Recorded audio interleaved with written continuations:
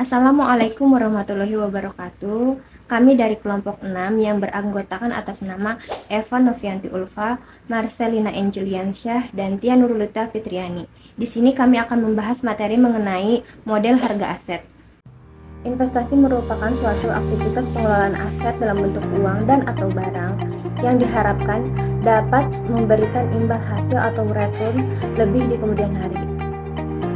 Investasi merupakan kegiatan muamalah yang sangat dianjurkan karena dapat mendorong pertumbuhan ekonomi dan mencegah adanya ideal aset.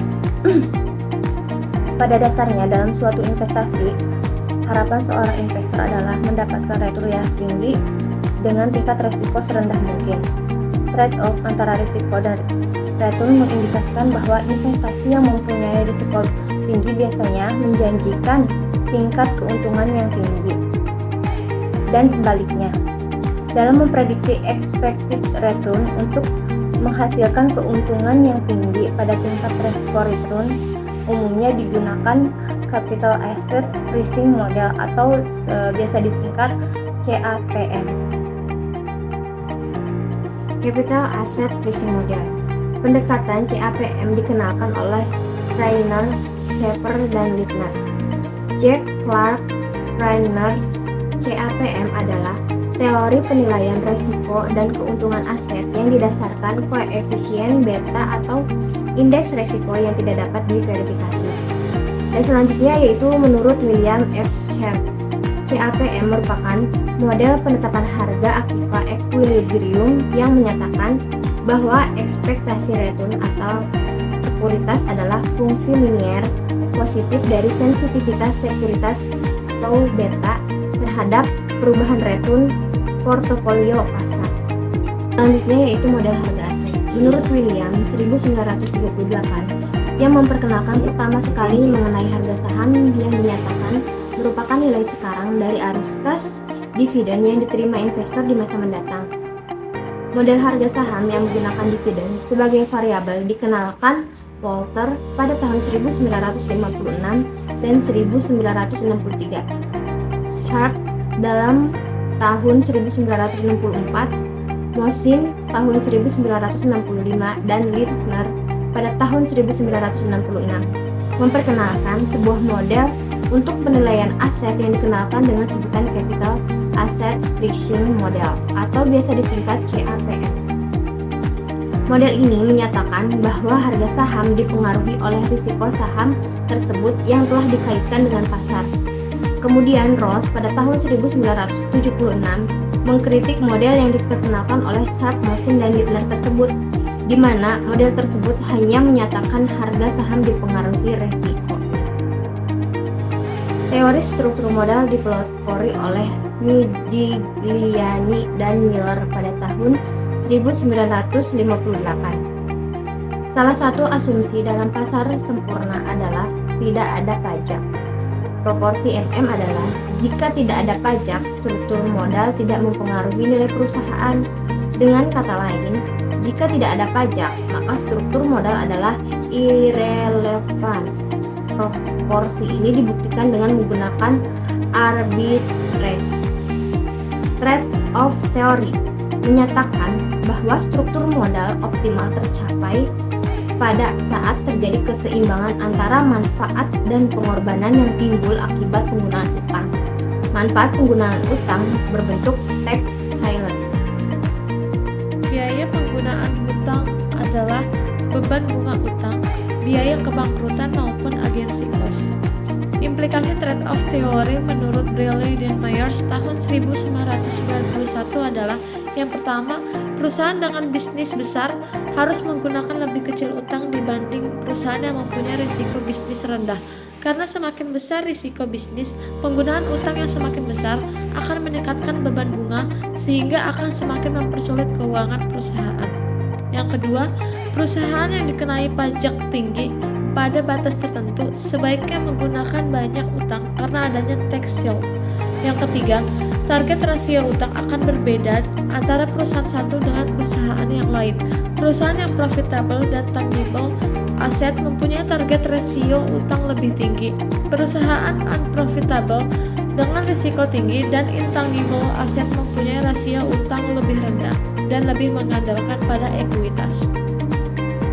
Pengujian Capital Asset Pricing Model atau CAPM.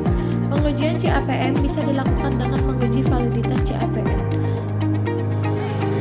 Jika CAPM valid, maka hasil penelitian empiris yang dilakukan akan menunjukkan bahwa return yang terjadi atau realized return akan sama dengan estimasi return yang menggunakan CAPM. Pengujian CAPM dapat menggunakan persamaan sebagai berikut, yaitu RS sama dengan RF ditambah RP, yang dimana RS sama dengan expected return on a given risky security, RF adalah risk-free rate, dan RP adalah risk premium. Perubahan persamaan risiko dan perolehan atau equation risk and return dengan memasukkan faktor beta. Rumusnya adalah sebagai berikut. RS sama dengan RF ditambah beta S dalam kurung RM dikurang RF, yang dimana RS adalah expected return on a given risky security, RF adalah risk free rate, RM adalah expected return on the stock market as a whole, dan beta S adalah stok beta yang dihitung berdasarkan waktu tertentu.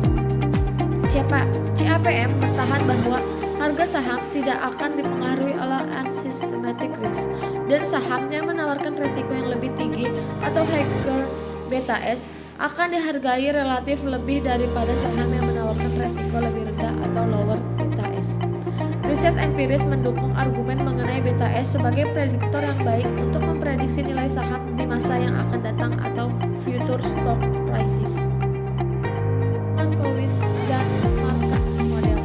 William Sharp dalam membangun model CAPM diilhami dari teori portofolio yang diajukan oleh Harry Markowitz. Markowitz mengusulkan sebuah model untuk menjelaskan korelasi di antara return sekuritas. Model ini mengasumsikan bahwa return dari sekuritas ke I tergantung pada sebuah faktor yang mendasari nilai yang diwakili oleh indeks. Dalam notasi matematika dinyatakan sebagai RI sama dengan AI ditambah beta I dikali F plus UI, yang dimana RI adalah return sekuritas I, beta I adalah beta dari sekuritas I, F adalah indeks atau belum tentu indeks pasar, UI adalah error term. Walaupun selanjutnya Markowitz mengusulkan bahwa persamaan itu seharusnya tidak linear karena ada faktor lain yang mendasarinya. Aplikasi CAPM yaitu premium resiko pasar sendiri dihitung dari tingkat return pasar yang diharapkan dikurangi dengan tingkat return aset bekas resiko. Bentuk matematika CAPM RS. Yang pertama yaitu RF biasanya didekati dengan tingkat return suku bunga bank sentral di Indonesia, umumnya risk free aset didekati dengan tingkat return suku bank Indonesia. Yang kedua, BS didekati dengan menghitung data time series saham dan data return pasarnya. Penjelasan mengenai cara menghitung beta disertain di bagian akhir artikel ini. 3. RM didapatkan dan meramaikan return HSG. Banyak mahasiswa yang bingung pendapatan nilai RM yang negatif. Biasanya mereka menghitung HSG dengan cara memprediksi historinya, yaitu membandingkan return HSG tahun kali dengan return HSG tahun X1. Berikutnya arbitrage price theory. Yang pertama yaitu arbitrage price theory adalah sebuah modal asset pricing yang didasarkan pada sebuah gagasan bahwa pengembalian sebuah aset diprediksi dengan menggunakan hubungan yang dapat di antara aset yang sama faktor-faktor resiko secara umum.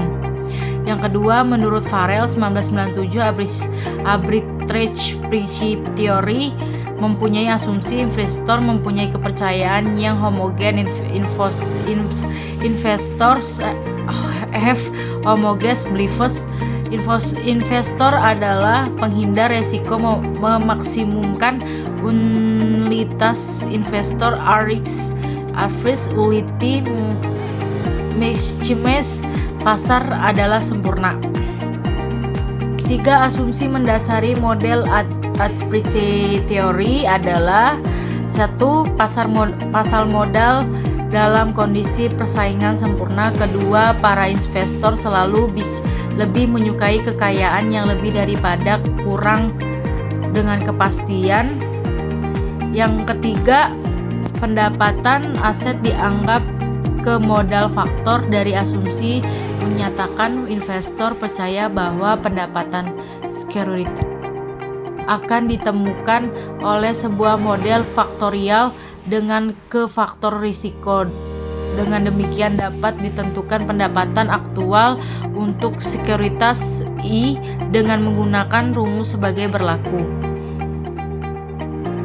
RI T sama dengan AI sama dengan BI FIT sama dengan B2F 2T sama dengan BI KFT sama dengan EIT. Keterangan RIT tingkat pendapatan sekuritas pada periode T. AI konstans BIK BIK sama dengan sensitivitas pendapatan sekuritas terhadap faktor K. FKT faktor yang mempengaruhi pendapatan. Kesimpulannya, yang pertama, model harga aset adalah pondasi penting dalam teori keuangan yang mengendalikan kerangka kerja untuk penilaian dan analisis berbagai instrumen keuangan. Meskipun memiliki keterbatasan dan asumsi yang idealis, model ini terus berkembang dan beradaptasi dengan perkembangan pasar dan teknologi. Yang kedua, setiap aset investasi dapat dilihat dari segi resiko dan pengembalian. Yang ketiga, CAPM merupakan rumus yang menghasilkan pengembalian yang diharapkan. Yang keempat, resiko dan return berhubungan positif, artinya semakin besar resiko maka akan semakin besar pula returnnya.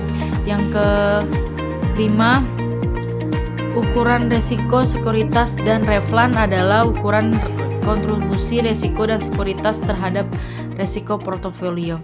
Sekian dari kami kelompok 6. Assalamualaikum warahmatullahi wabarakatuh.